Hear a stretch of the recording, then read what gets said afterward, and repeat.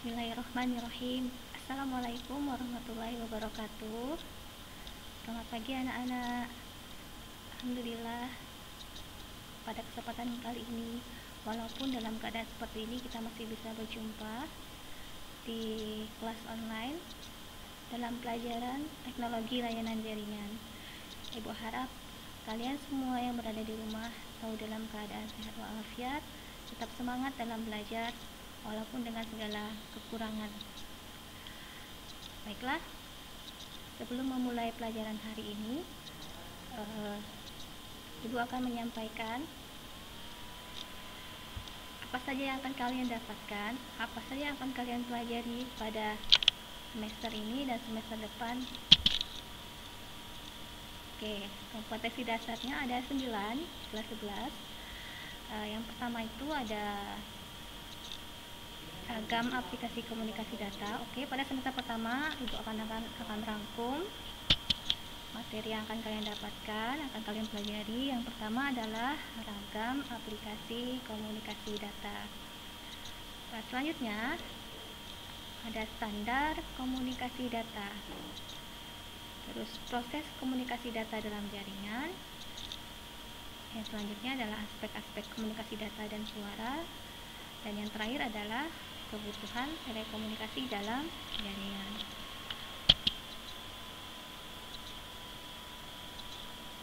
Nah, untuk semester genap sendiri, kalian akan mempelajari 4 KD, antara lain kebutuhan beban, bandwidth jaringan, konsep kerja protokoler server software, diagram rangkaian operasi komunikasi VoIP, dan yang terakhir adalah bagan dan konsep kerja server soft switch berkaitan dengan PBX. Oke, kita masuk ke materi yang pertama. Nah, ragam aplikasi komunikasi data. Apa sih komunikasi? Apa sih data? Yang dinamakan dengan komunikasi pasti anak-anak sendiri sudah sering melakukannya. Contohnya, ketika kalian bercakap-cakap dengan teman kalian, baik itu menggunakan bahasa verbal maupun non-verbal, baik itu lewat berbicara langsung dengan suara kalian atau lewat tulisan, bahkan isyarat. Itu yang bisa dikatakan sebagai komunikasi. Nah, komunikasi sendiri itu bisa secara langsung antara individu yang satu dengan yang lain, atau kita butuh alat atau perantara agar kita bisa saling berkomunikasi. Contohnya sekarang kita butuh alat nih agar kita bisa komunikasi. Nah, apa sih sebenarnya komunikasi? Untuk lebih jelasnya, komunikasi tadi adalah suatu sistem yang digunakan. Ternyata kepotong sebentar.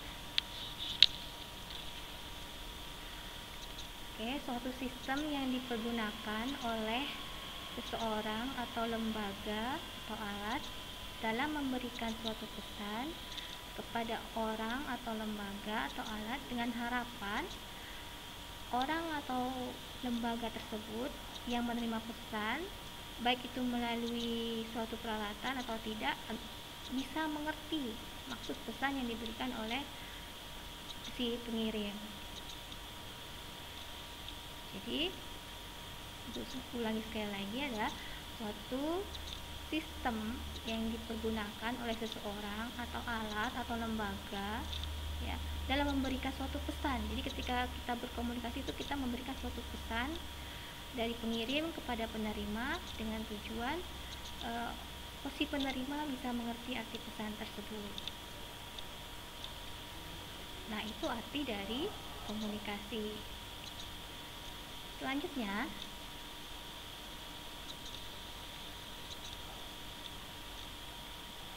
nah, apa itu data? Nah, data itu adalah suatu fakta, keterangan di masa yang lalu dari suatu kejadian, benda dan lain-lain, dapat berupa data ini dapat berupa suara, gambar, video, atau karakter-karakter digital.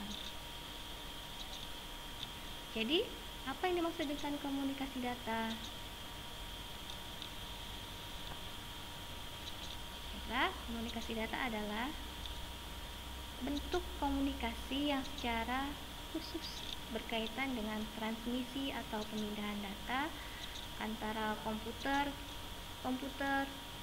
dengan piranti yang lain dalam bentuk data digital yang dikirim melalui media komunikasi data. Jadi intinya bisa dikatakan komunikasi data ini adalah suatu perpindahan data dari suatu piranti ke piranti yang lain. Pirantinya bisa komputer, bisa gadget kalian, ya, baik itu melalui media komunikasi berupa kabel atau yang sekarang mungkin ada istilahnya wireless, ya, dengan tujuan ya tadi perpindahan pertukaran data tadi, yang pastinya data digital kalau dalam pengertian komunikasi data.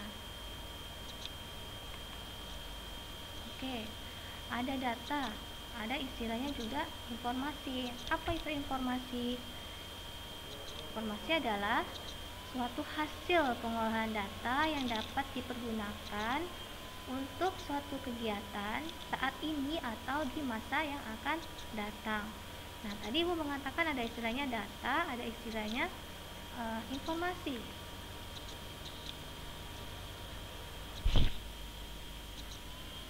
Nah, apa sih perbedaan data dengan informasi? Sama nggak kira-kira data dengan informasi?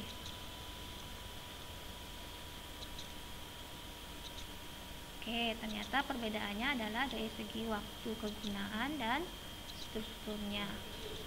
Bagaimana bedanya? Bagaimana dengan data dari segi waktu? Bagaimana dengan informasi dari segi waktu kegunaannya? Nah, ternyata data ini belum dapat digunakan. Kalau data belum dapat digunakan untuk action pada hari ini maupun yang akan datang. Sedangkan informasi dapat digunakan untuk menunjang suatu kegiatan sehari-hari maupun yang sekarang maupun yang akan datang. Nah, sedangkan dari segi strukturnya, data ini terdiri dari abjad, simbol, tanda, dan seterusnya yang membentuk suatu kata, perintah, atau nama benda dan lain-lain.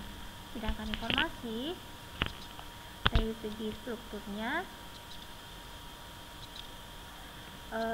dia dapat memberikan suatu keterangan secara lengkap yang dapat digunakan untuk melakukan suatu kegiatan atau action. Ibu rasa hanya sekian penjelasan dari Ibu. Kalian untuk selanjutnya kita bisa masuk ke Google Classroom kita lagi. Oke, Ibu mohon maaf atas segala kekurangan. Ibu akhiri dengan Assalamualaikum warahmatullahi wabarakatuh.